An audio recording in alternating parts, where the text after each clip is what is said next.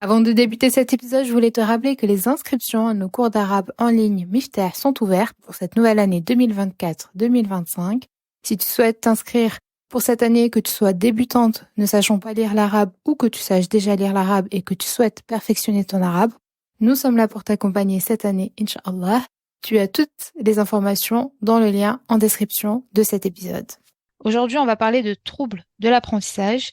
Si tu souffres de dyslexie, de TDAH ou de HPI et que tu rencontres des difficultés dans ta lecture et l'apprentissage du Coran, alors cet épisode est fait pour toi. Afin de te proposer des solutions les plus efficaces pour toi, j'ai décidé d'inviter une professionnelle dans ce domaine. Assalamu alaikum Nabila. Wa alaykoum salam wa rahmatullah. Comment ça va? Ça va, alhamdulillah, barakallahu fik. Et toi? Alhamdulillah, très bien. Barakallahu fiki Nabila d'avoir accepté mon invitation de nous accorder de ton temps pour répondre à ces questions du trouble de l'apprentissage. Alors Nabila, tu es formatrice et conseillère en troubles de l'apprentissage, diplômée des sciences de l'éducation. Tu as été également enseignante pendant plusieurs années et aujourd'hui tu es ingénieure responsable pédagogique et la fondatrice de l'organisme Éduquez-moi. Je le prononce bien, Éduquez-moi, Oui, c'est ça. Éduquez-moi. donc qui accompagne les parents face aux troubles de leurs enfants. Alors, machallah, tu as un très beau parcours. Est-ce que tu as des informations à nous rajouter concernant ton parcours?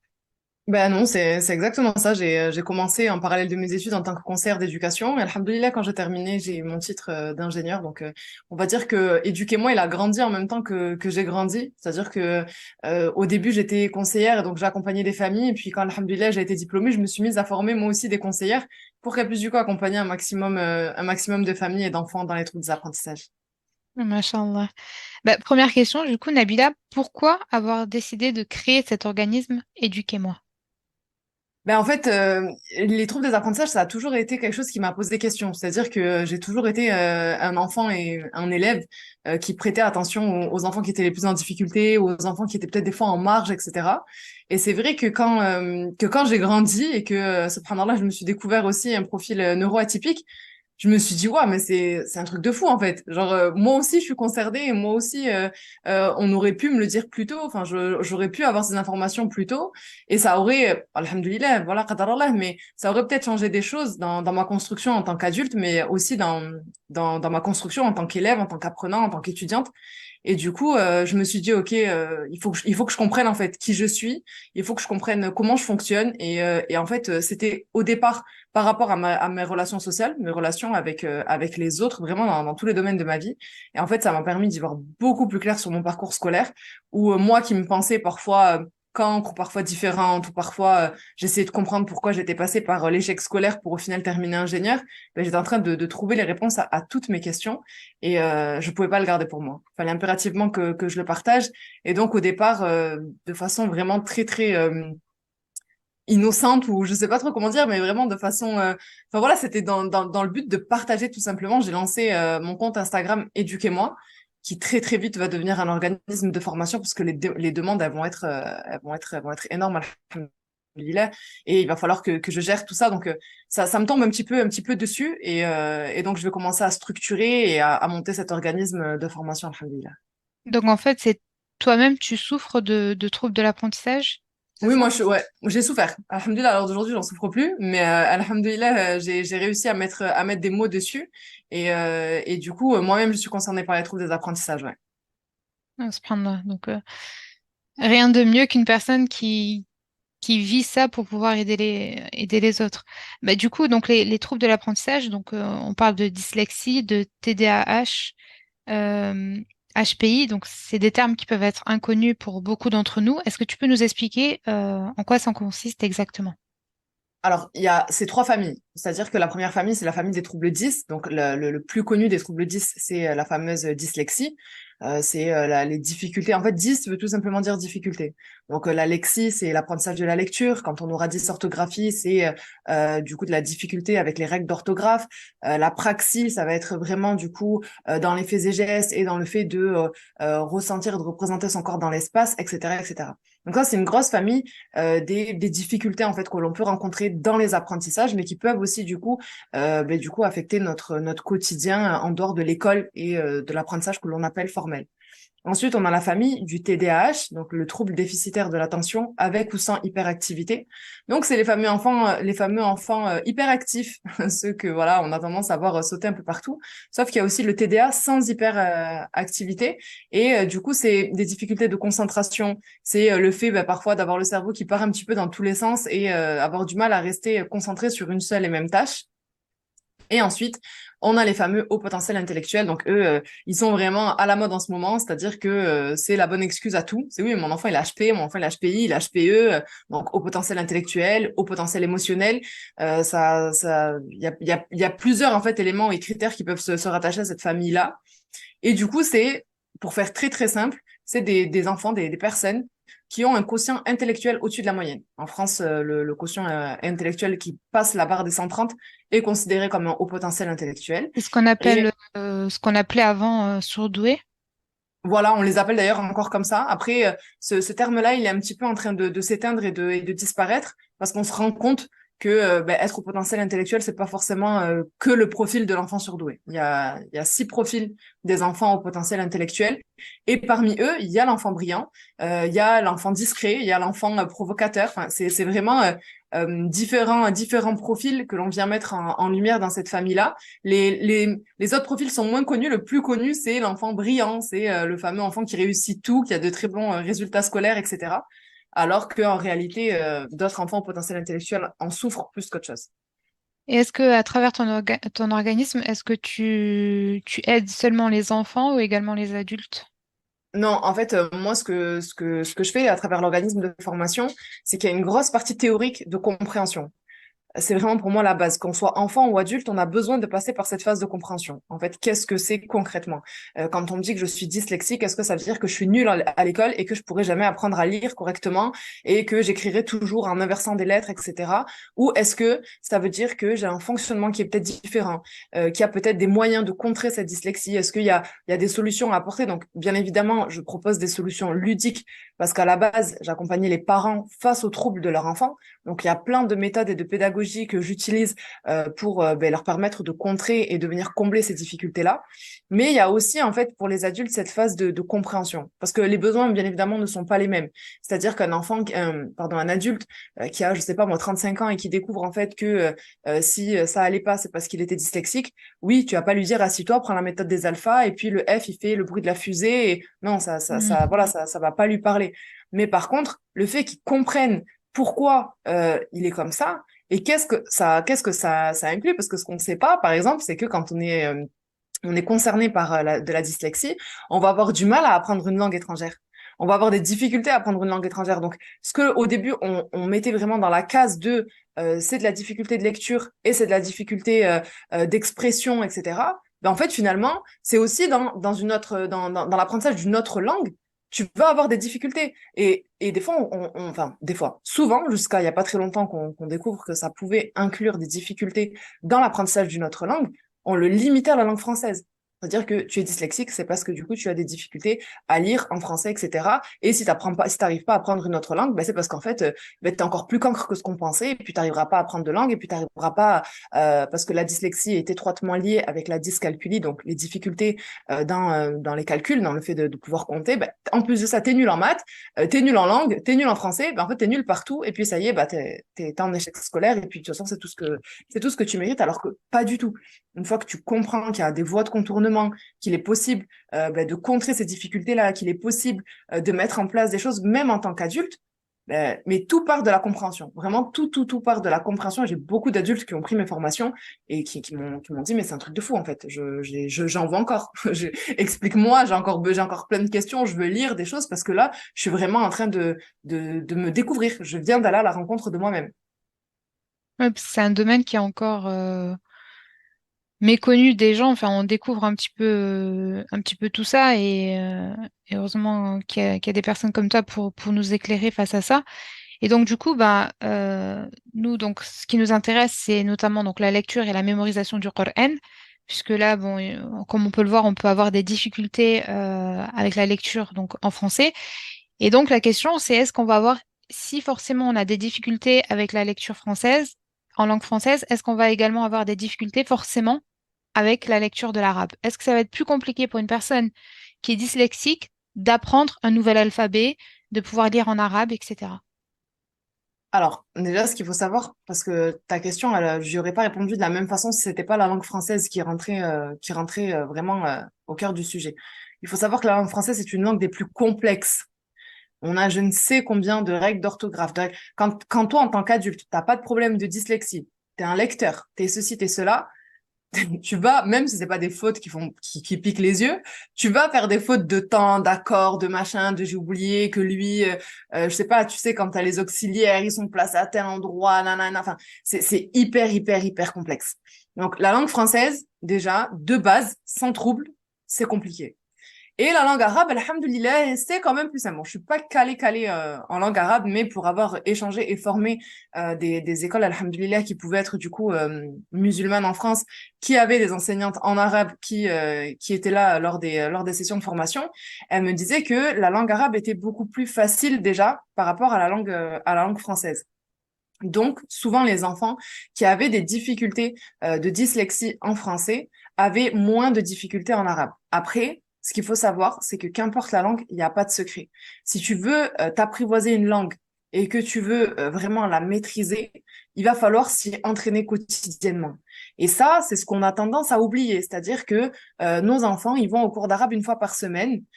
Et ce qui est important, c'est que, je sais pas, ils apprennent la langue française et voilà, donc toute la semaine, ils vont faire du français avec des difficultés qu'ils pourront rencontrer par rapport à leurs troubles. Et ils iront en langue arabe une fois par semaine. Une fois par semaine, en fait, c'est bien, il va pouvoir apprendre des choses. Mais effectivement, ça va pas être suffisant pour contrer les difficultés ou déjà, ben, peut-être comment dire, ce petit retard qu'il pourrait avoir déjà en arrivant en cours d'arabe. Donc, il aura moins de difficultés en langue arabe, c'est certain, parce que la langue arabe déjà est moins compliquée. Mais après, bien évidemment, comme je le disais tout à l'heure en expliquant subhanallah, comme je disais que quand on est concerné par la dyslexie, on va avoir des difficultés dans l'apprentissage d'une langue étrangère. Mais si on s'y entraîne bien et si vraiment on l'inclut dans notre quotidien, il est possible de contrer ces difficultés-là et alhamdoulilah de pouvoir maîtriser aussi bien et parfois même encore mieux que des enfants qui sont pas forcément dyslexiques. Bah, justement, est-ce que tu peux nous donner des pistes pour aider les personnes qui souffrent de ces troubles pour pouvoir plus facilement lire le Coran? La première des choses, et c'est ce que je recommande, que ce soit le Coran ou que ce soit tout type d'apprentissage, quand on est concerné par les troubles des apprentissages, ce qui est hyper important, c'est vraiment le fait d'être dans un rythme quotidien. Il faut vraiment, et l'important aussi, et surtout quand on a un TDAH ou un TDA, les routines. Nos enfants, ce qui se passe, c'est qu'ils ont des routines, surtout en France, sur des périodes. C'est-à-dire qu'ils ont école du 1er septembre au, je sais pas moi, 20 octobre, première période. Donc là, ils sont sur le même rythme. On dort à 20h, on se lève à 7h30, on va à l'école, nanana, on rentre, il est 4h. On a fait ce qu'on a à faire. Pour ceux qui sont un peu organisés à la maison, on rentre, on goûte, on fait les devoirs, nanana, et on arrive à avoir une routine comme ça. Mais arrivé, en fait, la fin de cette première période-là, c'est les vacances, et là, on plaque tout. C'est-à-dire que l'enfant, il va pouvoir se coucher à n'importe quelle heure, il va pouvoir peut-être manger n'importe quoi parce que c'est les vacances, il va pouvoir, du coup, bon, c'est pas grave, tes devoirs, tu les as pas fait, je sais pas moi, sur une horaire, par exemple à 10h du matin, bah c'est pas grave, on les fera plus tard, et puis en fait, on se retrouve à faire des devoirs le dimanche, veille de rentrée à 22h, enfin, ça ne ressemble plus à rien. Déjà, pour un enfant dit neurotypique, c'est compliqué. Mais alors, pour un enfant qui va être dit neuroatypique, c'est très compliqué. Ils ont besoin de cette routine et ils ont besoin, en fait, que ça soit vraiment quotidien. Et je vous dis pas qu'il faut subhanallah, d'ailleurs, ça me fait penser au Coran. Car Allah subhanahu wa ta'ala, il me semble que c'est un hadith, tu me corrigeras si je me trompe, mais qui nous dit de revenir et de réviser nos sourates parce que c'est comme si on laissait notre chameau sans l'attacher. Et tu pars et en fait, si tu le laisses, il va s'échapper encore plus vite que ça. Donc, c'est pour ça que c'est très, très important d'avoir cette routine-là, qu'enfant neurotypique qui veut apprendre quelque chose, etc. Mais encore plus quand on est neuroatypique et encore plus dans l'apprentissage, dans la lecture du Coran, c'est très, très important. Donc, donc il faut tout le temps avoir une routine Ça, c'est par rapport à la lecture ou à la mémorisation ou tout Pour les deux. simplement... Franchement, pour les deux. Parce que plus l'enfant va lire, même en tant qu'adulte, je vais arrêter de dire que l'enfant, parce que même c'est pareil pour l'adulte. Et c'est pareil pour une personne qui va être neurotypique ou qui va être neuroatypique. Donc, en fait, Plus les tu vas... symptômes sont les mêmes, mais les solutions ne sont pas les mêmes. On s'adapte par rapport à l'enfant, ça sera pas la même chose que l'adulte ou... Non, ou ça ce- sera pareil. Franchement, ça sera pareil parce que si tu veux, même en tant qu'adulte, regarde ce là juste que tu te poses la question et que ceux qui écoutent ce podcast se posent la question aussi. Quand ça fait très longtemps que t'as pas lu, parce que je sais pas, t'as été occupé, t'avais pas un bouquin, une routine d'avoir un bouquin, mais quand tu vas te remettre à lire, tu vas être plus lent. Il y a des mots sur lesquels tu vas un peu plus buter parce que bah voilà tu t'as oublié ou c'est t'as oublié que ce mot existait ou le sens d'une phrase va te paraître un peu plus compliqué. Alors que quand tu es entraîné à la lecture et que tu as l'habitude d'avoir un bouquin que tu vas lire un petit peu quotidiennement, peut-être chaque jour, etc., ça va être plus fluide. Mais pour les enfants, c'est la même chose. Et pour les adultes, c'est pareil. Et pour ceux qui ont des troubles, c'est encore plus intense. Ils ont tendance à avoir des difficultés plus importantes. Donc, ils ont besoin de ne jamais couper finalement. Et subhanallah, moi, tu sais, je le vois vraiment comme une rahma d'Allah subhanahu wa Oui, ta'ala. c'est Parce ce que que j'allais te dire. J'allais te dire, en fait, là, subhanallah, tu vois malgré que toi, derrière une épreuve, il y a toujours une sagesse, il y a c'est toujours, ça. subhanallah, un bienfait. Parce que là, ça rend service en quelque sorte. Exactement. Ça rend service parce que tu te dis, mais en fait, moi, je sais que j'ai un TDA et que si je fais pas ma révision, je vais perdre tous les efforts que j'ai fait là pour maîtriser mon juz amma, par exemple. Ben, si je me dis, bah, allez, c'est juillet, août, je pars en vacances, c'est bon, mon mushaf, je le laisse, je reprendrai en septembre quand mes cours de Qur'an reprendront, etc. Ben, tu peux être sûr qu'en septembre, tu vas devoir fournir 10 fois plus d'efforts parce que ben, tu auras tendance à oublier plus facilement, à ne pas être revenu dessus. Et donc, bien évidemment que quand tu en prends conscience et que tu as conscience de ce fonctionnement, donc on part vraiment dans la connaissance de soi-même, c'est ce que je te disais juste tout à l'heure, quand les adultes découvrent mes formations, en fait, ils se découvrent eux-mêmes. Ils se disent, mais en fait, c'est parce que je suis comme ça. Donc là, quand tu le sais, que tu as ce type de fonctionnement ou que tu as ces difficultés-là et que tu as besoin, en fait, de t'éduquer par rapport à ton apprentissage, ben, ça t'éduque encore plus par rapport à ton Coran, subhanallah, et ça t'y rattache, je l'espère, encore plus. Oui, exactement. Et donc, du coup, tu nous as dit donc ces trois familles, c'est ça, de troubles. Quelles sont les principales difficultés que rencontre chaque famille concernant la mémorisation du Coran? Alors, Parce les que difficultés. quelqu'un qui est dyslexique n'a pas les mêmes difficultés en termes de mémorisation du Coran. Dyslexique et TDAH ou HPI, ils n'ont pas les mêmes difficultés ou est-ce qu'ils ont les mêmes difficultés? En fait, ils vont avoir des difficultés similaires parce que ce qu'il faut savoir, c'est que c'est très rare d'avoir un profil seulement 10 ou seulement TDA ou seulement HP. En règle générale, voilà, une personne qui va se faire diagnostiquer, enfant ou adulte, va se découvrir un profil TDA-HPI. Donc, en fait, ça va être un trouble déficitaire de l'attention avec ou sans hyperactivité, qui va être lié à de l'eau-potentialité intellectuelle. Tu vas avoir des TDA avec un trouble associé de la dyslexie, c'est-à-dire que l'enfant, il a plus, ou l'adulte, a plus un TDA qui est visible ou en tout cas qui vient un petit peu le mettre en difficulté. C'est plus le TDA qui le met en difficulté, mais il a quand même de la dyslexie. Par exemple, la dysgraphie est un trouble très majoritairement associé à de l'opotentialité intellectuelle. Donc, si tu veux, ils ont des similitudes. Ces trois familles-là, et ils ont des similitudes, ils sont étroitement liés, mais du coup, après, les difficultés que ces trois familles-là peuvent rencontrer face à l'apprentissage du Coran, c'est l'oubli. Mais quand je te dis ça, j'ai envie de te dire, on est tous concernés par l'oubli dans notre apprentissage du Coran. Mais ça va être un peu plus intense.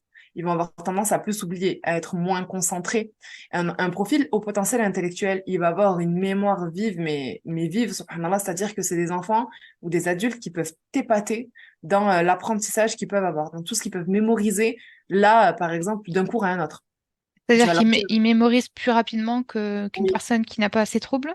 c'est ça. Et donc, toi, en fait, ta posture en tant qu'adulte, quand tu es, par exemple, un enseignant de Coran, c'est de te dire, ah, masha'Allah, une telle, quand je lui dis, ah, elle a cours mercredi, puis mercredi prochain, je sais pas, par exemple, apprend Surat Fajr, elle va venir la semaine prochaine, elle la connaît par cœur. Ben, du coup, qu'est-ce que tu vas faire? Toi, tu vas avoir confiance. Et cet enfant, tu vas lui donner confiance. Sauf que du coup, ce qui va se passer, c'est que ben, peut-être la révision va être, entre guillemets, pas délaissée, parce que je sais que nos profs de Coran, Allahumma barik, ont tendance à nous repousser dans nos retranchements, révise et nous faire des examens un petit peu à la fin des cours pour être sûr que les révisions sont faites. Mais on va être moins à cheval sur un enfant qui montre des facilités, comme ça, d'apprentissage, on va être moins à cheval sur les révisions et c'est naturel. Donc, je suis pas là pour faire culpabiliser les profs de Coran ou les enseignants en règle générale. Mais ce qui se passe, c'est qu'en fait, ces enfants-là, ils oublient autant, voire plus que les autres. C'est-à-dire que quand tu vas arriver et que tu vas laisser passer une semaine, 2 semaines, 3 semaines et qu'il sera pas forcément revenu sur sa sourate et que tu vas venir lui dire alors, récite-moi surat Fajr, ben, tu seras peut-être étonné qu'un verset n'arrivera pas à te le sortir correctement. Donc en fait, Donc, ils apprennent très vite, mais ils oublient également très vite. voilà, ils peuvent, mais ça, c'est pour apprendre très vite, c'est pour un profil au potentiel intellectuel. Les autres, ils vont avoir besoin de plus de temps pour apprendre. Ils vont avoir surtout la famille des troubles 10. Il y a une certaine lenteur qui se manifeste. Ils vont avoir besoin de plus de temps que les autres. Des fois, ça sera facile parce que certains profils plus ils sont dans de la difficulté et plus c'est facile pour eux. Donc, subhanallah, c'est agib, mais c'est ce qui se passe. C'est-à-dire que tu peux leur donner une sourate courte, sans trop de règles de tajwid et que finalement, ils entendent depuis très petit, ils vont peut-être avoir du mal à l'apprendre correctement. Et quand tu vas leur donner quelque chose d'un peu plus difficile, le fait de se forcer à se concentrer, du coup, c'est là que du coup, ils vont y arriver un peu mieux. Mais si je peux me permettre de rebondir sur un petit truc, c'est que là, on parle des enfants en tant que tels, on parle des adultes en tant que tels, mais subhanallah, Allah subhanahu wa ta'ala, quand on veut apprendre le Coran, et ça aussi, c'est une rahma, subhanallah, c'est un truc de fou, quand Allah subhanahu wa ta'ala, il veut qu'on apprenne le Coran, il nous incite, il nous dit que les meilleurs parmi nous sont ceux qui apprennent le Coran et ceux qui l'enseignent. Et nous, quand on apprend le Coran, on l'apprend et on nous conseille toujours, j'ai rarement, voire jamais dans mon humble petite vie, vu des personnes qui apprennent le Coran seules, sans avoir un enseignant de Coran je sais pas, une ijaza, qui a déjà, voilà, un certain savoir que nous, en tant que, voilà, jeunes musulmans, n'avons pas forcément. Et on apprend le Coran, du coup, directement auprès d'enseignants. Et ces enseignants-là, il faut vraiment qu'ils prennent conscience que la posture qu'ils vont pouvoir avoir face à ces enfants dits neuroatypiques, ça va vraiment les accompagner vers une excellence et vers une réussite. Et même ces enseignants-là, c'est les premiers à qui j'ai envie de dire, formez-vous. Et comme ça, vous allez comprendre les différents profils d'enfants que vous avez en face de vous. Ce sera plus simple pour vous en tant qu'enseignant et vous allez pouvoir leur donner le meilleur. Vous ferez pas d'erreurs type, ah ben lui, comme je disais tout à l'heure, c'est un haut potentiel intellectuel, même sans trop le savoir, mais lui, il a une mémorisation, il a une facilité de mémorisation impressionnante. Je peux lui donner beaucoup de Coran à apprendre. Je m'inquiète pas, il va réussir. Ou lui, il est lent, il est hyper lent. Bah vas-y, on va y aller doucement et on va pas. Non, parce que si on arrivait à savoir en fait comment il fonctionne vraiment. Celui qui peut aller très vite, il peut du coup oublier très vite. Celui qui va lentement, la difficulté, il aura peut-être tendance à mieux apprendre, il aura tendance à plus se concentrer. Il a peut-être besoin de temps aujourd'hui, mais ça lui permettra de rebondir pour mieux apprendre à l'avenir. C'est vraiment en fait cette posture-là d'adulte qui va venir influer énormément la capacité d'apprentissage d'un enfant ou d'un adulte qui va être dit neuroatypique dans son apprentissage. Je parle de toutes les formes d'apprentissage, mais dans le Coran, subhanallah, je pense que c'est encore plus important. Mais comment on peut distinguer en tant que professeur un élève qui a juste quelques difficultés, voilà, qui a un peu des difficultés à mémoriser, et quelqu'un qui a vraiment des troubles? Parce que parfois on peut avoir des difficultés à mémoriser. Bon, certaines personnes ont plus de facilité que d'autres. Mais comment distinguer un enfant ou un adulte qui a juste quelques difficultés et quelqu'un qui a vraiment des troubles? Si la personne qui a des troubles ne sait pas qu'elle a des troubles, comme tu l'as dit, bah, parfois ils sont pas diagnostiqués, etc. Comment on peut différencier les deux?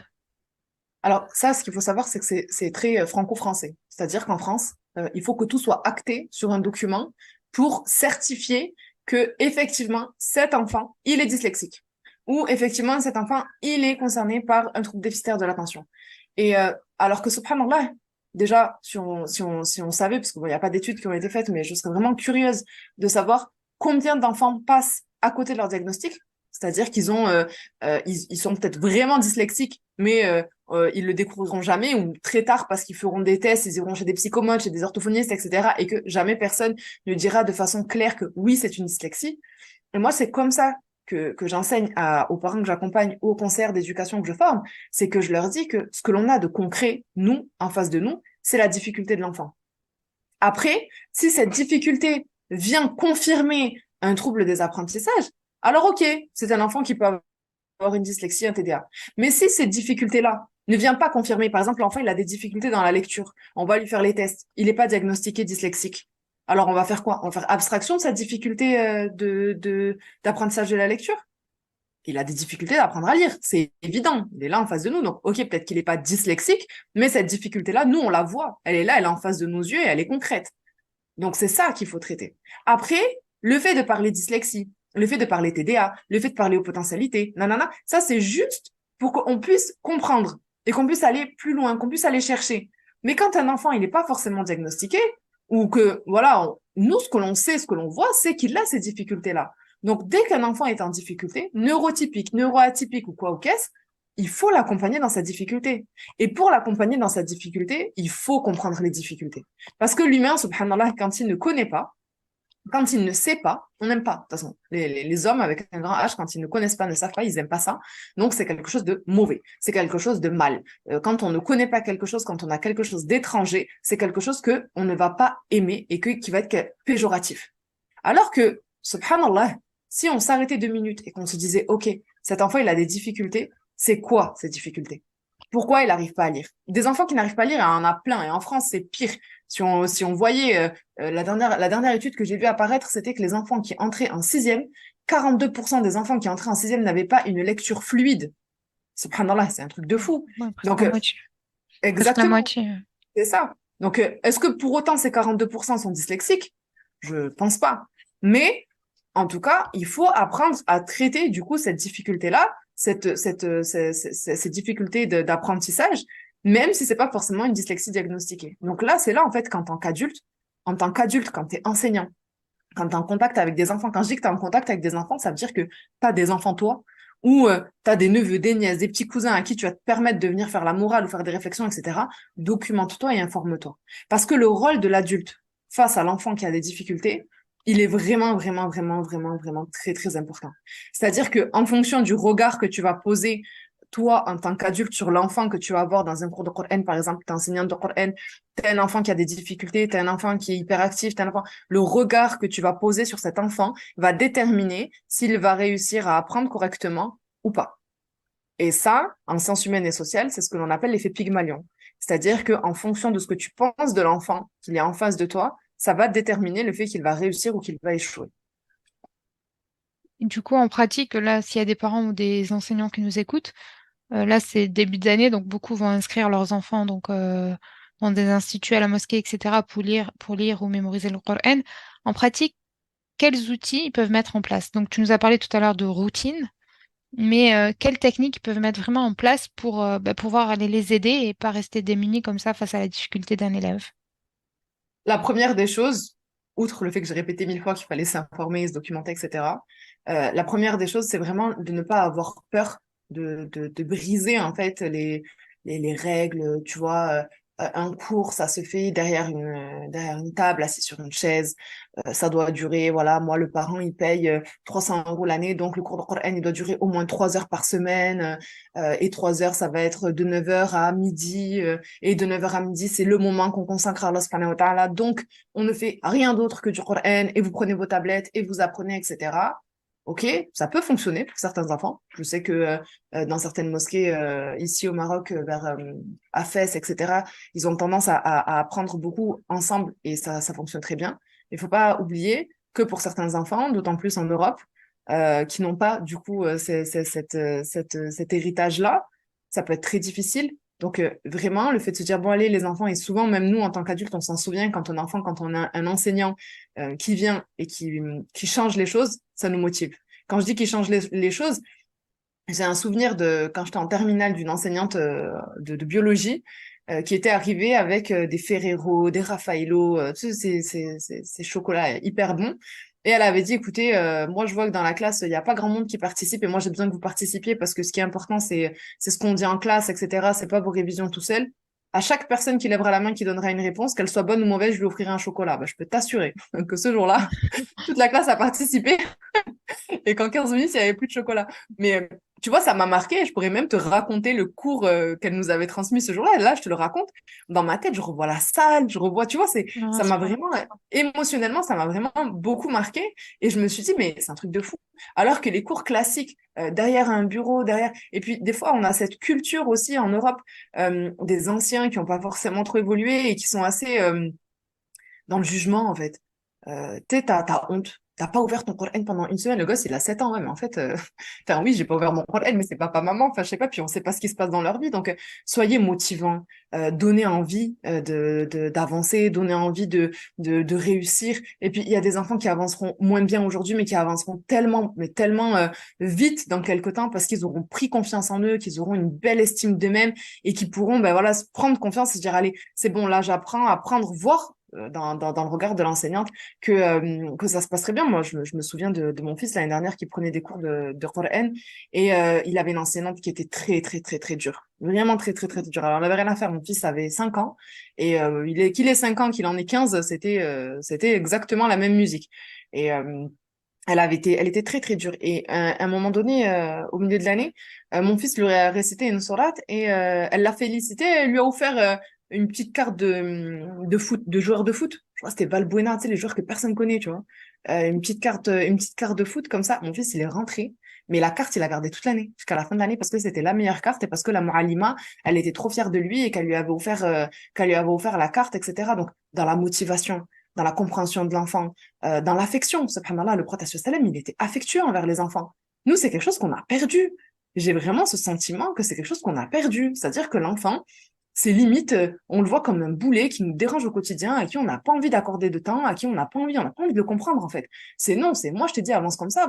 Et puis, si tu n'avances pas comme ça, ben, je vais pas forcément patienter ou essayer de trouver des réponses ou des solutions. Donc, non, vraiment considérer l'enfant dans son entièreté et pouvoir, du coup, l'accompagner de façon affectueuse et de façon émotionnelle. Vraiment, il faut arrêter de ne plus mettre d'émotion dans les relations qu'on entretient avec les enfants. Et encore une fois, là, je parle aux enseignants, aux parents et à tout adulte qui pourrait être en relation avec des enfants. Ayez de la rahma envers les enfants. Soyez proches d'eux, donnez-leur envie.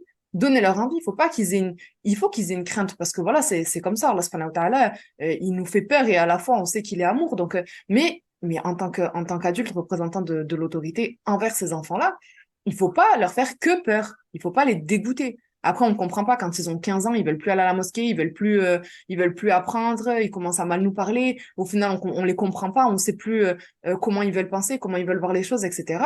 Ben ouais, mais en même temps, si tu découvres que ton enfant, tu l'aimes alors qu'il a 15 ans et que là, à l'heure d'aujourd'hui, tu aimerais qu'il fasse des choses, oui, ça va être compliqué.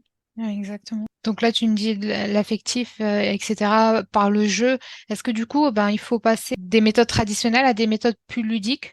Par exemple, moi, j'avais vu qu'avec ma formation le Baqara, j'avais des personnes qui étaient dyslexiques et puis moi, j'utilise beaucoup les couleurs. Et elle m'avait dit que les couleurs, ça aidait beaucoup pour elle tu vois, d'avoir des encadrés, etc. Enfin, beaucoup de couleurs, ça aidait. Est-ce qu'il faut avoir, voilà, des méthodes un peu plus ludiques avec des couleurs, peut-être de la vidéo, je sais pas. Quelque Oui, chose de moins franchement, traditionnel?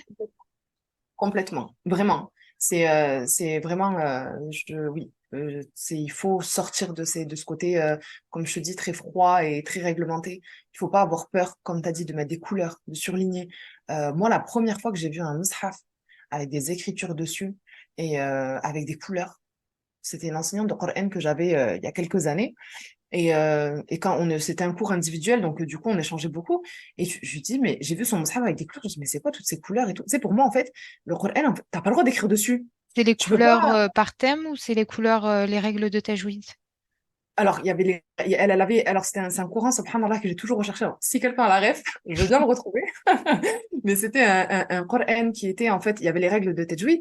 Mais si tu veux, quand tu ouvrais une page, par exemple, tu étais dans, je te dis n'importe quoi, sur la Al-Baqarah, par exemple, t'allais avoir 5 versets qui parlent je sais pas moi, de faire le djihad fi sabilillah, tu vas l'avoir d'une couleur. Après, hop, après ces versets-là, on parle du paradis, t'allais avoir tout ce pavé-là d'une couleur. Après le paradis, on parle de l'enfer, hop, on allait avoir ce pavé de l'enfer d'une couleur. Comme si c'était surligné, tu vois. C'était un fond de... Et je lui avais dit, mais c'est quoi? Elle m'avait dit, ben moi, pour apprendre, c'est plus facile pour moi d'apprendre, du coup, par sujet. Quand là, on parle du paradis, j'apprends cette partie-là du paradis. Quand là, on parle de l'enfer, j'apprends cette partie-là de l'enfer. Et elle apprenait comme ça. Bah, Mais c'est vraiment, c'est... exactement ce qu'on fait avec la formation le Baqara. C'est exactement comme ça. En fait, on a des codes couleurs par thème. Par exemple, bah, le paradis, ça va être en vert. Tout Voilà. ce qui concerne l'enfer, ça va être en rouge. Et même tout ce qui est règles grammaticales, tu vois, on entoure les règles grammaticales, c'est par couleur exacte. Par exemple, si c'est par exemple le sujet, ça va être en marron, etc. Et en fait, à chaque fois, une couleur correspond à une règle et à un thème. Donc en fait, dès que tu vois la page, bah, tout de suite tu repères les thèmes qu'il y a dans la page. Et en fait, ça, enfin, nous, c'est plus pour la mémorisation visuelle, de voir le thème de la page, parce qu'en fait, plus tu comprends une page, plus tu l'analyses et plus tu la mémorises facilement. Et donc, du coup, on découpe comme ça par thème, par couleur. Et bah, regarde, même nous, enfin, sans trouble, eh ben, ça nous aide. Donc, j'imagine même pas des personnes qui ont des troubles.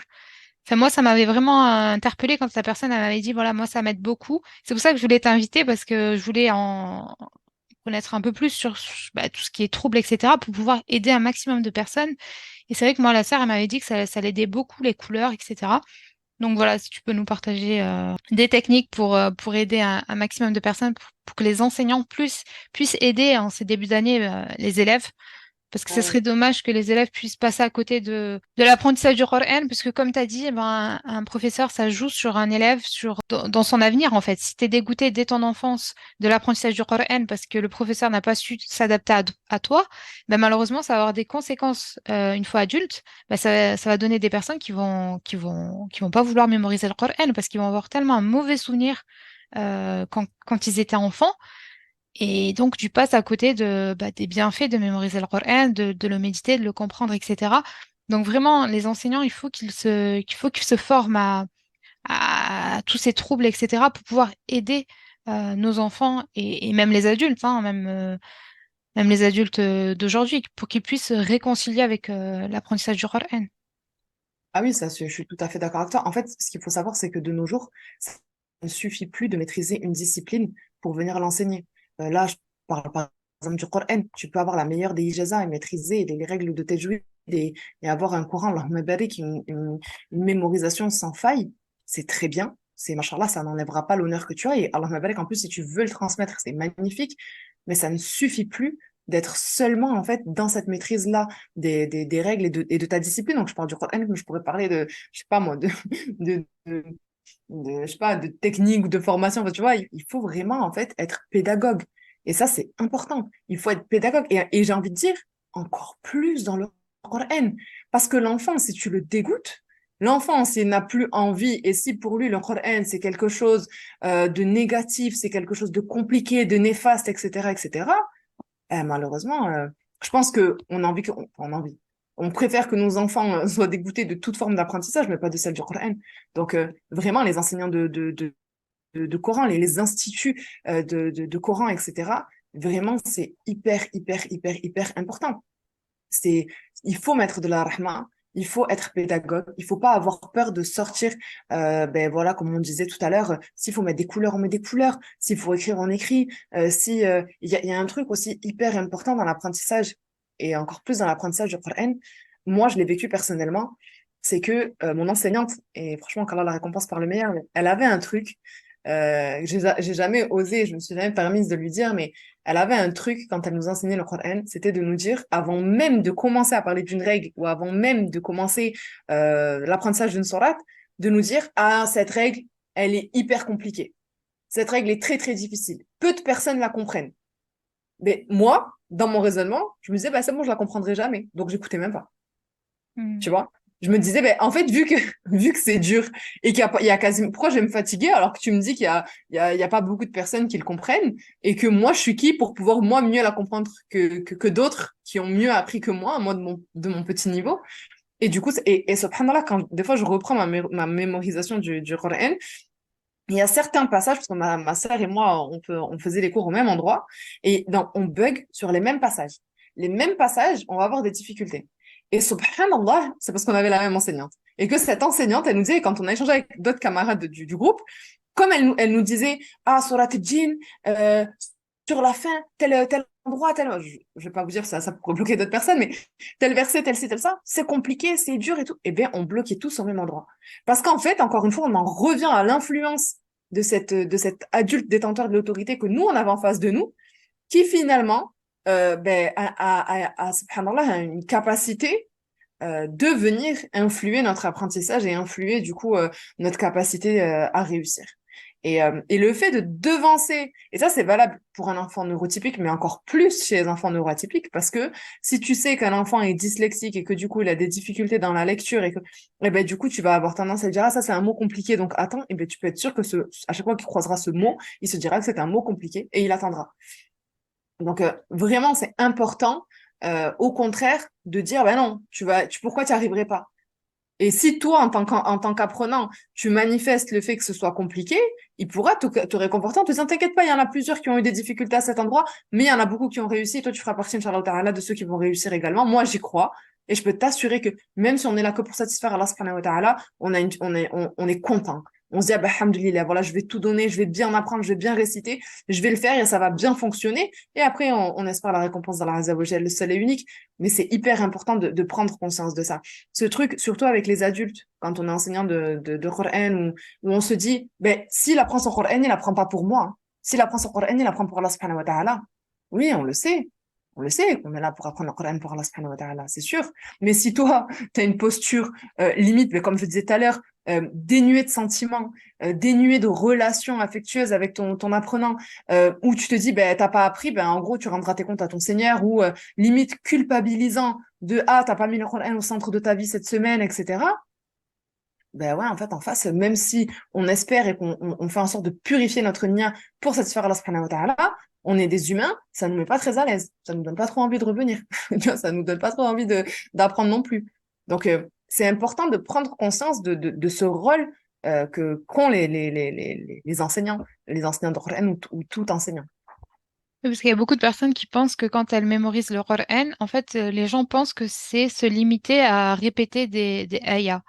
En fait, ils oublient qu'il y a toute une méthodologie, il doit y avoir toute une pédagogie pour pouvoir mémoriser le Coran. Et là, quand tu me disais tout à l'heure ta professeure, moi, c'était le contraire. Mes professeurs, elles nous disaient, voilà, tel passage, il n'est pas difficile, mais il va demander un peu plus de travail.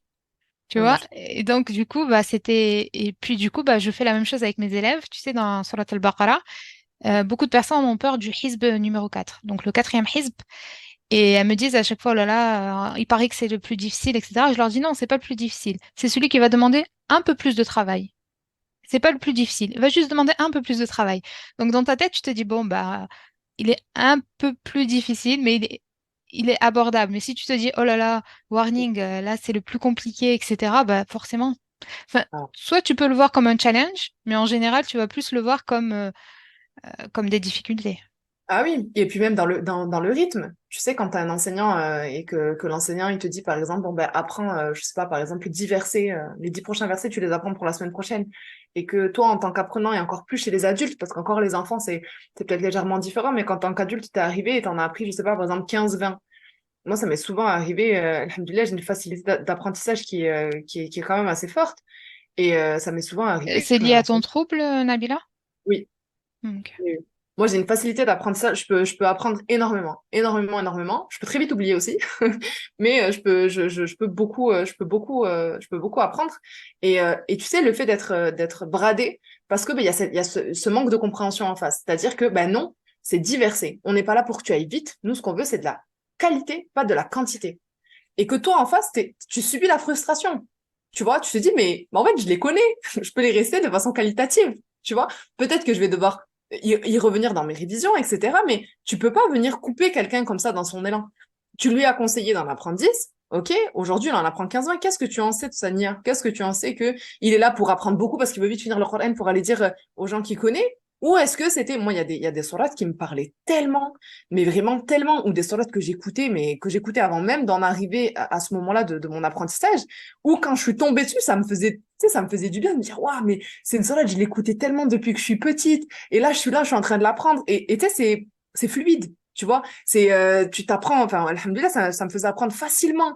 Et quand t'arrives et qu'en face de toi, on te dit, ah ben non, non, c'est de la qualité, pas de la quantité, alors que tu m'as même pas écouté sur ce que j'ai appris en plus, bah non, subhanallah, tu peux pas faire ça. Ou même à des enfants, je sais que ma nièce, elle a cette façon d'apprendre qui est identique à la mienne. Et c'est pareil, tu lui donnes un mushaf entre les mains, mais elle peut apprendre sans aucune difficulté. Et elle aurait pu, alhamdoulilah, être très très loin. Mais voilà, ce côté non, tu vois, ce côté non, il faut que c'est pas plus que ça, c'est pas plus que ça parce que c'est la qualité, pas la quantité. D'accord, ok. Mais en fait, l'enfant, t'es en train de le braquer. Je sais qu'après, quand tu lui demandes de faire ses révisions, ben voilà, elle y va sans trop de motivation. Elle se dit ouais, bon bah vas-y, de toute façon, j'ai déjà fait, j'ai déjà vu, et du coup, ça peut démotiver. Et vraiment, il y a rien de plus précieux que le Coran. Donc, il faut vraiment être hyper vigilant à pas démotiver à ce niveau-là. Exactement. En plus, c'est beau ton témoignage parce que du coup, tu nous dis que tu apprends rapidement, mais que tu oublies également. Et, euh, et c'est bien de le rappeler parce que malheureusement, avec l'apprentissage du Coran, il y a beaucoup de comparaisons.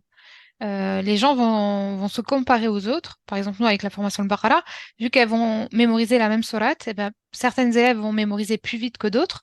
Mais cependant, on ne sait pas ce qu'il y a derrière. Peut-être que toi, tu vois le bienfait que la personne apprend vite, mais tu vois pas la difficulté qu'elle a derrière à oublier également. Donc, subhanallah, ça nous fait méditer de ne pas se baser juste sur l'élément matériel du bienfait qu'a la personne, mais de voir ce qu'il y a derrière. Parce que, subhanallah, Allah te donne un bienfait, mais il y a également des difficultés d'un autre côté. Donc, il faut le rappeler que les gens ne doivent pas se comparer aux autres. Parce que chaque Ah, personne a ses capacités. Puis, tu vois, bah, toi, si tu es dans une classe et qu'on te voit mémoriser aussi rapidement, on doit se dire, oh, bah, moi, je suis nulle, moi, j'y arrive pas, je mémorise pas aussi vite qu'elle. Mais on voit pas que peut-être que toi, bah, tu vas oublier plus vite que la personne qui est en face de toi. ah oui, ça, c'est clair. C'est pour ça que vraiment, il faut pas se comparer. Et je pense sincèrement que ça permet aussi de remettre la nia au centre de notre pourquoi on va apprendre le Coran. Et que le but, moi en tout cas, c'est ce que je me dis toujours. Quand des fois j'apprends et que j'oublie et que je dois revenir dessus et que des fois, ben, je dois le refaire souvent, je me dis, Alhamdulillah, Nabila, le but, c'est pas de finir. Le but, c'est de mourir pendant que tu fais. Si tu finis, Alhamdulillah. Mais le but, c'est que tu ne perdes pas ce truc de te dire, bon, bah, vas-y, c'est quoi, je fais qu'oublier, je laisse tomber, ouais, c'est bon, non. Je savais très bien que même si voilà, je faisais plein de choses, ben, comme on disait tout à l'heure, j'ai fait mes études, j'ai ouvert mon organisme de formation, j'ai fait une école d'ingénierie, alhamdoulilah, je me suis mariée, j'ai eu des enfants. Enfin, et déjà, quand tu fais que du Coran, tu as tendance à oublier, mais quand en plus de ça, tu vas avoir un trouble, ben, tu vas oublier encore plus. Et je me disais, des fois, dans mes moments de démotivation, je me dis, Nabila, l'essentiel, c'est pas de finir. Si tu finis, alhamdoulilah. Mais l'essentiel, c'est que tu ne lâches jamais. C'est que même si tu dois revenir sur Juz Amma, si tu dois revenir sur Juz Tabarak, si tu dois revoir des sourates que tu connaissais très bien et que tu as oublié que tu dois revenir dessus, ben, tu reviendras dessus. Ça fait partie de ce que tu es. Allah subhanahu wa ta'ala, je me dis aussi, il m'a donné à moi ben, la rahma de me dire que ben, je vais revenir dessus encore et encore et encore et encore. Là où des personnes pourraient faire leur révision une fois vite fait et puis y arriver sans souci et passer. Moi, je suis là à revenir encore, revenir encore, revenir encore. Donc, je me dis, alhamdoulilah, il faut vraiment toujours voir le khair. Et mon enseignante de Coran dont je parle depuis tout à l'heure, elle avait aussi quand même, machallah, de très, très bons côtés, dans lesquels elle nous disait qu'on était en train de lier une relation avec Allah subhanahu wa ta'ala à travers notre Coran et que c'était un câble auquel il fallait se rattacher et que finalement, l'essentiel, c'était de mourir accroché à ce câble et voilà, et surtout ne pas lâcher. Dans les moments où ben, on connaît tout ça, en mois de septembre, tout le monde est motivé, on est 40 dans le groupe, et arrivé janvier, février, il y en a les trois quarts qui ont disparu, et à la fin de l'année, on est cinq. Mais elle nous disait toujours, il faut rester accroché, même si des fois, et moi je lui disais, des fois j'arrive en cours, je disais, j'ai rien appris aujourd'hui, j'ai rien appris cette semaine, j'ai rien appris cité, mais je disais, mais je suis venue, parce que je sais très bien que c'est mon moment de mon cours de Coran, et que si je commence à me dire que j'ai pas appris, j'y vais pas, j'ai pas fait, j'y vais pas, etc., je vais lâcher, et moi, avec ma capacité à oublier, c'est comme si le jour où je voudrais y revenir, ce sera comme si je n'avais jamais fait ce Coran de toute ma vie. Donc, non, faut vraiment, en fait, s'imprégner de ça, se rappeler qu'on fait pour Allah subhanahu wa ta'ala et que la récompense, elle est auprès de lui et que voilà, se rattacher à cet espoir-là. Exactement, subhanallah. Donc, du coup, quand on mémorise le Coran, bon, ça demande de la mémorisation, mais ça demande également de la concentration. Et c'est un des enjeux pour les personnes qui souffrent de TDA ou de TDAH. Est-ce que tu as des techniques à nous proposer pour qu'elles puissent mettre en place pour pouvoir maintenir leur concentration lors de la lecture et la mémorisation du Coran? D'ailleurs, est-ce qu'elles vont avoir les mêmes difficultés de concentration quand elles lisent et quand elles mémorisent? Est-ce que c'est la même chose ou est-ce que c'est différent? Non, elles peuvent avoir les mêmes difficultés à la lecture et à la mémorisation. Après, elles auront peut-être plus de difficultés à la mémorisation, puisque, alhamdoulilah, la lecture, c'est quand même sous nos yeux, donc il y a un certain support. Donc, on parle de lecture, on ne parle pas de lecture concentrée, bien évidemment, parce qu'une personne qui a un TDA va pouvoir lire sans se souvenir de ce qu'elle a lu. Donc, on parle de fluidité de lecture, etc. Dans la mémorisation du Coran, ben, comme je disais tout à l'heure, le fait d'apprendre et d'oublier, le fait de mettre plus de temps à apprendre. Et les enfants et même adultes qui ont un TDA, TDAH, ils ont ce besoin d'apprendre en mouvement. C'est hyper important d'apprendre en mouvement. C'est vraiment quelque chose, déjà, de base, chez les enfants, c'est contre nature que de leur demander de s'asseoir pour apprendre. Mais un enfant qui aura un TDA et en plus avec un H ou un adulte, il va avoir besoin d'être en mouvement. Il va avoir besoin d'apprendre. Et alhamdulillah, subhanallah, le Coran se psalmodie. Donc, le fait qu'il y ait ce rythme-là peut venir les aider dans leur apprentissage du Coran, mais ils vont aussi avoir besoin de bouger. Donc, Subhanallah, tu sais, il y a une chira qui nous avait appris comment mémoriser le Coran. Et parmi les techniques, donc, elle disait que scientifiquement, et elle l'a vu elle-même, en fait, tu mémorises plus rapidement et mieux quand tu bouges, ouais, plutôt qu'être assise. Elle marchait. Et elle a vu la différence entre elle et d'autres élèves. Quand elle se mettait à marcher, eh ben, elle mémorisait plus facilement que ses camarades. c'est ça. C'est ça. Et moi, c'est pareil. Moi, j'ai besoin de. Moi, tu me verras me lever, marcher. Et moi, ça m'a libérée quand. Alors, jusqu'à présent, on faisait nos cours de Coran dans une salle de classe. On faisait les cours de Tajwid et ensuite, on passait à la récitation. Et l'année dernière, on faisait plus les cours de Tajwid. En fait, le même jour que la récitation. On faisait un jour de cours et un autre jour de récitation. Et les jours de récitation, on était juste dans la mosquée et elle était dans la salle de classe. Donc, on avait tout l'espace de la mosquée. J'allais me mettre du côté des hommes et tu me voyais faire les quatre coins de la mosquée en marchant, en marchant, en marchant, en marchant, en marchant, et je pouvais t'apprendre, mais rien qu'en attendant mon tour de récitation, je pouvais apprendre des pages et des pages. Ah, Et, subhanallah. et vraiment, c'est quelque chose d'hyper important et c'est quelque chose qu'on a tendance à limiter. Et moi, je sais que par rapport à ma neuroatypie, pardon, ce que j'ai compris, c'est que ce qui a été très dur pour moi, c'est d'apprendre assise derrière un bureau. C'est-à-dire que jusqu'à ma première année d'université, j'allais à l'école comme tout le monde. J'étais assise du coup derrière une table, etc. Et j'attendais. Alors quand tu arrives à la fin et que tu as 4 heures de cours magistral et que tu as envie de mourir, du coup, c'était horrible. Ma deuxième année, comme j'ai eu mon fils, je me suis dit que j'allais la faire à distance. Et là, ça a été la révélation.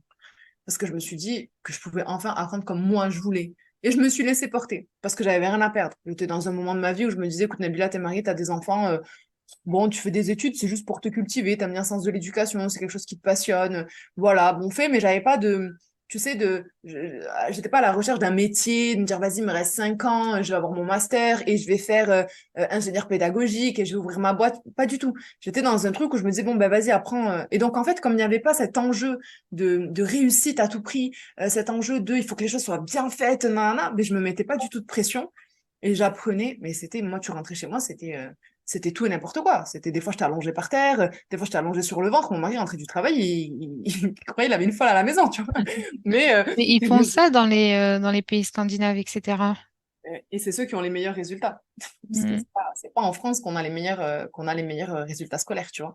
Et le fait de bouger, mais de faire ce que je veux, d'apprendre de n'importe comment, assise, debout, marcher, chanter. Moi, je chantais mes cours. Quand j'ai fait un bac, on avait une matière qui s'appelait biologie, physiopathologie humaine. On avait énormément de schémas à mémoriser, le schéma des poumons, du cerveau, du cœur, des trucs et tout ça. Je les chantais. Et jusqu'à l'heure d'aujourd'hui, si tu me les, au bac, déjà, je les chantonnais pour pouvoir donner les bonnes réponses. Et jusqu'à maintenant, j'ai passé mon bac il y a plus de 10 ans maintenant.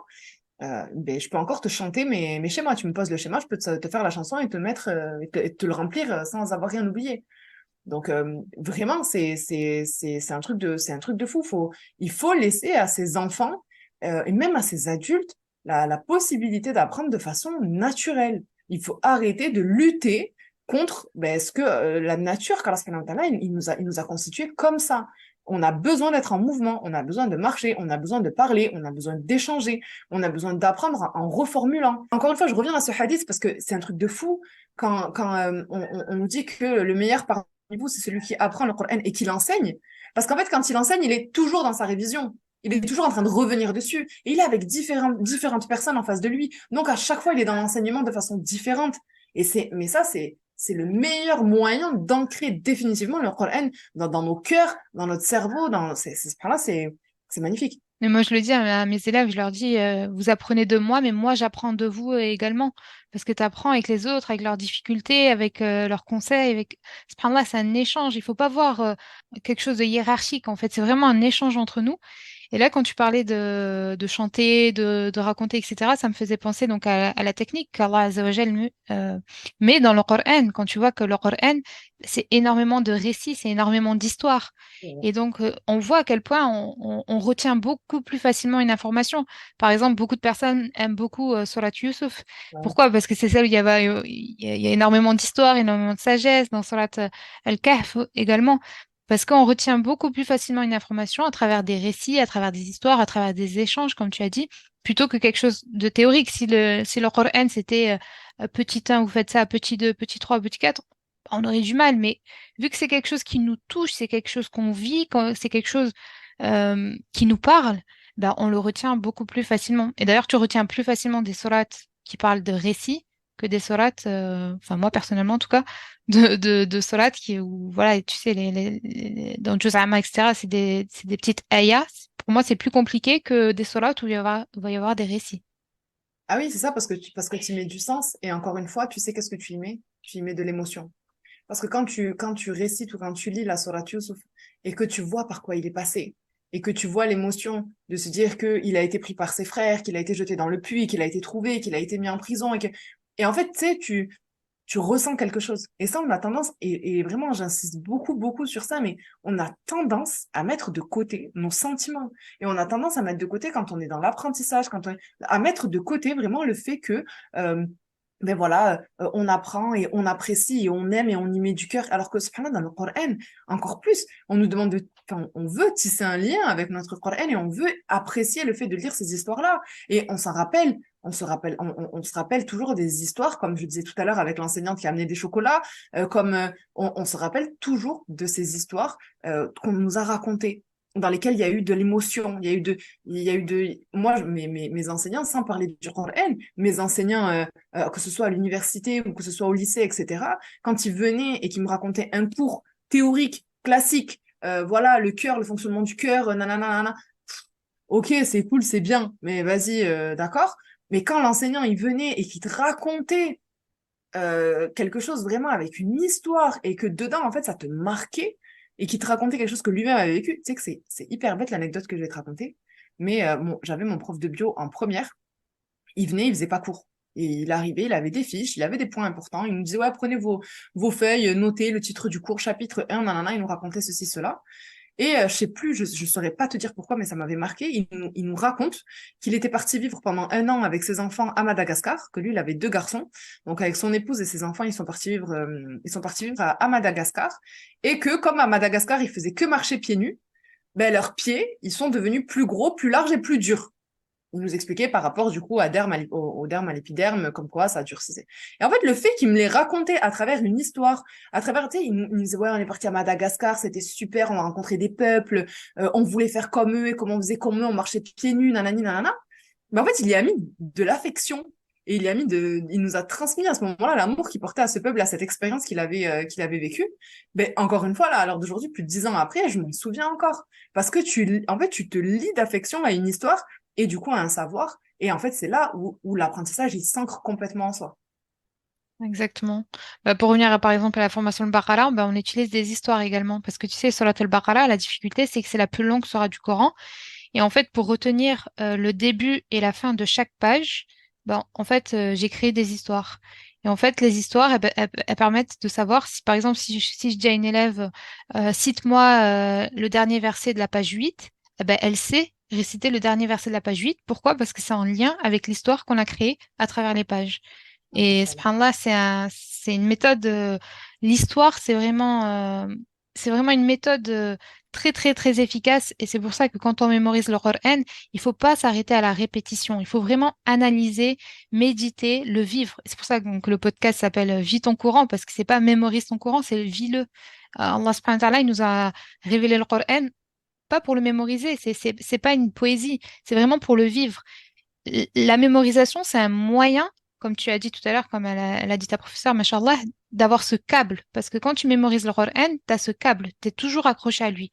Alors que si tu ne mémorises pas et tu fais que lire, bah, tu vas lire pendant le Ramadan, tu vas lire de temps en temps quand tu as le temps, etc. Et puis, on est tous occupés et on va pas le lire forcément.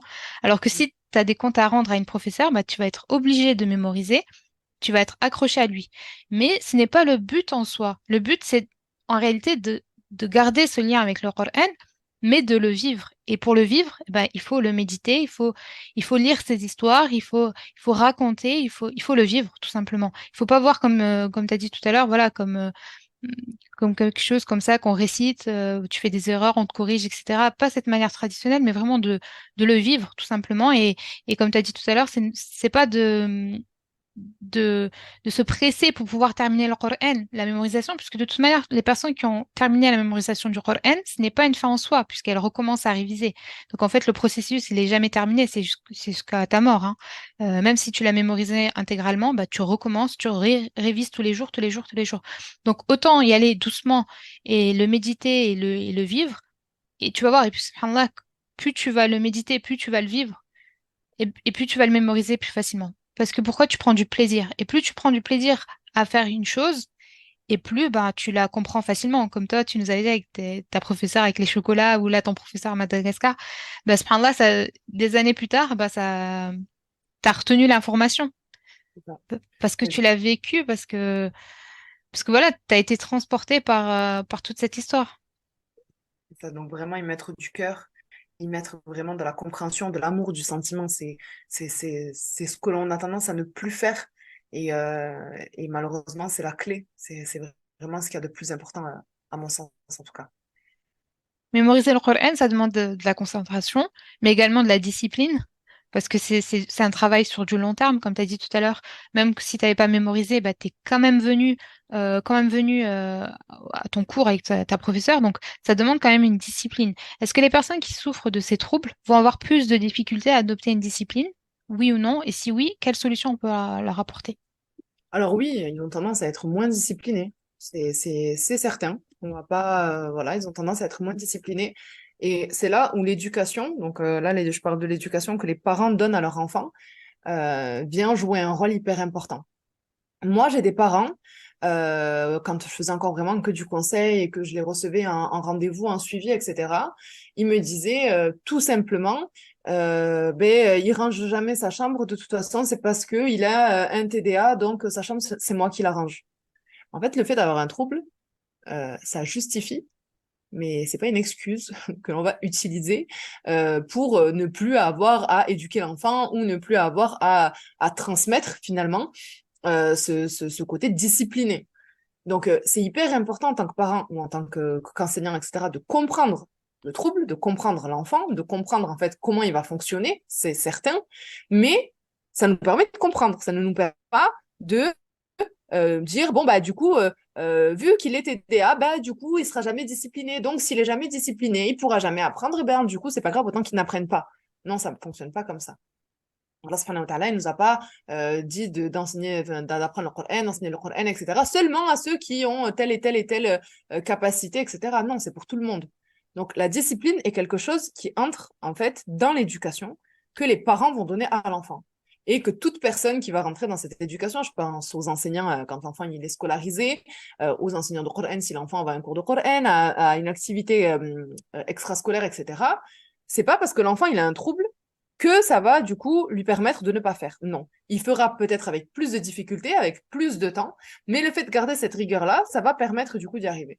Moi, je sais que ma mère, dans mon parcours vraiment très, du coup, atypique, sans forcément qu'on sache ce qu'il en était, les enseignants, ils ont souvent sonné ils ont souvent tiré, pardon, la sonnette d'alarme en disant, ma mère, ça va pas avec Nabila. Nabila, voilà, il y a des problèmes de comportement, il y a des problèmes de compréhension, il y a des problèmes de niveau scolaire, il y a des problèmes de ci, de ça. La liste des problèmes était longue.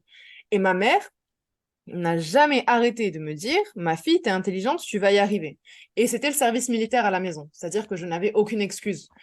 Tu laisses pas traîner tes affaires, tu ranges, tu fais, t'es inscrit, je faisais de la natation quand j'étais plus jeune, quand je voulais pas y aller, tu es inscrite à la natation, tu vas y aller jusqu'à la fin de l'année. Tu t'es engagé sur un an, l'année prochaine, si tu veux changer, tu changes. Mais là, tu t'es engagé un an, tu y vas un an, je veux rien entendre. Et elle avait ce côté, ma mère est très disciplinée, une femme très, très disciplinée, très droite. Et du coup, elle ne me laissait pas de marge de manœuvre. Donc, des fois, c'était difficile. Je dis pas qu'il faut tomber dans un excès de l'autre côté, hein. Des fois, c'était difficile. Mais en fait, ça m'a permis à moi de me donner cette discipline. Et ce qui faisait que j'ai jamais lâché, même si des fois c'était dur ou que j'oubliais ou que j'y allais pas ou que j'avançais pas, etc. C'était cette discipline-là que j'avais, mais qui venait de l'éducation que l'on m'avait donnée. Cette éducation de par respect, tu t'es engagé, tu y vas. Tu peux ne pas y aller une fois ou deux, tu es malade, tu as une excuse, il n'y a pas de souci, mais tu t'es engagé de septembre à juin. Tu vas à ton cours de septembre à juin. Tu dois apprendre le Coran, tu rentres dans ce process d'apprentissage de Coran. Tu peux avoir des choses qui vont venir faire que, bon, ben voilà, cette période-là, c'est un peu plus difficile. Donc, mais il faut entretenir ce lien-là de façon quotidienne.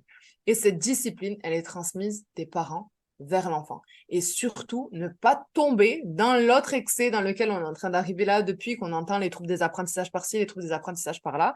C'est de dire, ben, il a tel trouble, donc la ghaleb, quoi. C'est comme ça et on pourra pas faire autrement parce qu'il est comme ça. Non, ça marche pas. Ça marche pas du tout. Et ça, vraiment, je milite contre ça. C'est, il a les capacités, il a des difficultés, il mettra plus de temps, il aura peut-être des moments plus compliqués, mais il peut au même titre que les autres. Ouais, subhanallah. Donc, tout à l'heure, tu nous disais aussi, ça passait par mettre des routines, etc. Ça aide à la discipline. Oui, ça aide énormément à la discipline et surtout au fait de ne pas les briser, ces routines. Comme je disais, par rapport aux vacances scolaires, quand il y a des parents qui peuvent être, bon, je sais que c'est compliqué, hein, mais quand il y a des parents qui sont divorcés, quand on va chez papa, ben, du coup, on fait plus, ou à l'inverse, quand on va chez maman, on fait pas. Enfin, bref, essayez vraiment d'avoir une routine au maximum. Et encore une fois, ne pas se trouver d'excuses. C'est pas parce que j'ai divorcé et que le papa, il leur fait rien faire que quand ils reviennent à la maison, c'est compliqué de les remettre dans le bain, donc je vais arrêter. Non. Il faut vraiment essayer de garder cette routine. Même si je vous dis pas de faire une routine, ouais, on va se lever tous à 5 heures du matin et on fait du Coran jusqu'à 7 heures et à 7 heures, on va à la douche, petit-déj, on va à l'école. Je dis pas de rentrer dans un process hardcore. Mais ne serait-ce que se dire, OK, chaque jour, on va faire 15 minutes de Coran avec mon enfant de 6 ans. Et un jour, c'est apprentissage. Le lendemain, c'est la révision. Le lendemain, c'est l'apprentissage. Encore le lendemain. Bref, essayez vraiment de rentrer dans quelque chose comme ça et de trouver le moment opportun. Donc, au départ, peut-être qu'on se dira, bon, c'est bien le matin. Et on se rendra compte que c'est pas bien, mais c'est pas grave. On va essayer de trouver le bon moment. Et une fois que ce bon moment, alhamdoulilah, est trouvé, on va faire en sorte, du coup, de le garder et d'avancer. Et cette discipline-là, par rapport au Coran, finalement, c'est la discipline qu'on nous demande par rapport à l'école quand on veut que nos enfants excellent et réussissent et qu'ils aient le brevet des collèges, le baccalauréat ou qui rentrent dans des études supérieures. C'est que si tu n'es pas discipliné et que tu n'as pas une routine d'apprentissage et que tu n'es pas bien organisé dans ce que tu fais, bien évidemment que à un moment donné, tu vas prendre du retard, tu vas te déconcentrer, tu vas lâcher et ça fonctionnera pas. Donc, c'est vraiment important de remettre, en fait, de redonner au Coran la valeur qu'il doit avoir dans nos vies et de l'inclure à sa juste valeur et du coup, de pouvoir continuer à apprendre de façon quotidienne sans se donner quelque chose de hyper lourd. Il faut pas oublier qu'un enfant de 6 ans, il va avoir une concentration de maxi 30 minutes, vraiment, et encore, je suis gentille, 20 minutes. Donc, s'il fait 15 minutes de Coran et que c'est de façon ludique, que c'est agréable, et qu'après il repart faire autre chose, etc., alhamdulillah, il va apprécier le moment, tout le monde va apprécier le moment, ça va rentrer dans la routine, dans le quotidien, et ça va leur permettre du coup bi'idhnillahi ta'ala, de réussir. Barakallahu fiki.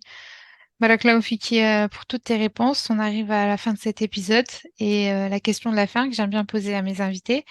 Nabila, quelle est la sourate ou la ayah que tu préfères?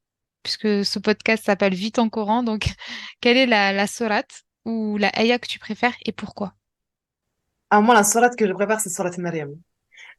C'est Surat Maryam parce que subhanallah quand j'ai pas l'arabe, moi je comprends pas l'arabe, si j'écoute le Coran comme ça je comprends pas et j'ai ce souvenir où j'étais plus jeune et que j'étais à la mosquée et subhanallah chaque Ramadan j'aimais bien accompagner ma mère à Tarawih et je sais pas pourquoi subhanallah il y a quand il y a Surat Maryam arrivé et que le verset qui disait qu'il n'y a personne parmi vous qui ne passera pas par le feu de l'enfer, car il s'agit là pour ton Seigneur d'une sentence irrévocable, j'entendais les gens pleurer et je comprenais pas.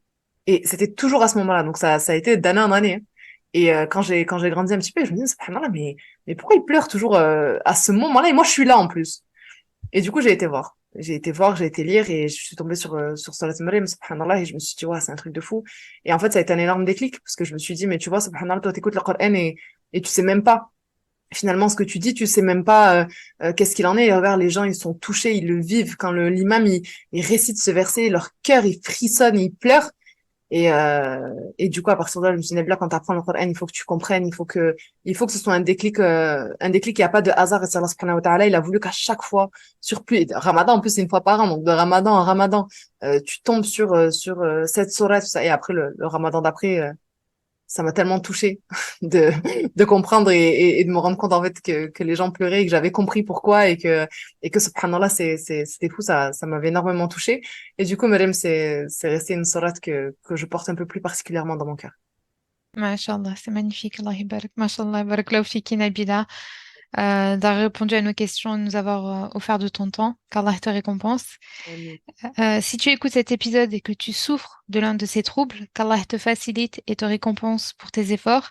Et souviens-toi du hadith du prophète alayhi salatu wassalam qui dit, celui qui excelle dans la lecture du Coran et le mémorise sera avec les nobles anges messagers qui ne font qu'obéir à leur Seigneur. Celui qui lit le Coran avec difficulté et en hésitant dans sa lecture aura quand même deux récompenses. Celui qui lit le Coran avec difficulté et en hésitant dans sa lecture aura quand même deux récompenses.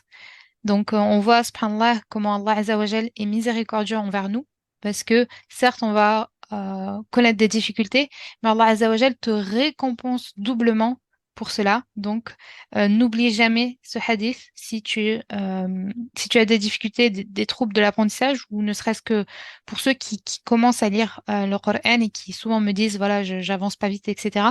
N'oubliez pas que vous avez une double récompense. Barakallahu fiki encore une fois, Nabila, de nous avoir éclairé sur ce sujet. J'espère que tes conseils pourront aider un grand nombre de personnes. Et pour les sœurs qui souhaitent encore approfondir ce sujet, est-ce que tu peux me dire où on peut te retrouver? Allah Ibarak Fiki, à toi déjà pour ton invitation et Barakallahu Fiki de m'avoir honoré pour participer à ton podcast, machallah, qui est une vraie mine d'or. Et du coup, ben, moi, les sœurs, elles pourront me retrouver sur Instagram sous le nom de Educ, EDUC, avec un tiré du bas et moi, EMOI. Du coup, les mots qui viennent du sentiment, parce que je pense que vous l'avez compris à travers ce podcast, il est très très important de mettre du sentiment dans notre éducation.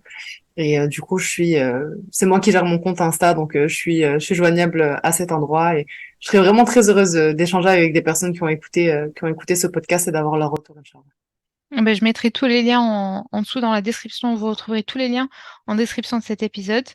Si cet épisode t'a plu, partage-le pour également aider des personnes qui souffrent des troubles de l'apprentissage. Et si tu veux être informé des prochains épisodes, abonne-toi et mets 5 étoiles si tu es sur Apple Podcast. Ça te prendra quelques secondes et moi, ça me permettra de voir que tu as aimé cet épisode et me soutenir. Salam alaikum Nabila. Wa alaykum salam wa rahmatullahi wa barakatuh. Voilà pour cet épisode, j'espère qu'il t'aura plu. Si c'est le cas, je t'invite à mettre 5 étoiles si tu es sur Apple Podcast et à t'abonner si tu es sur YouTube. Je te rappelle que les inscriptions à nos cours d'arabe sont ouvertes si tu veux nous rejoindre pour apprendre l'arabe ou pour perfectionner ta langue arabe cette année 2024-2025. Tu as le lien avec toutes les informations en dessous de cet épisode. Quant à moi, je te retrouve vendredi, Inch'Allah, pour un nouvel épisode. Salam alaikum.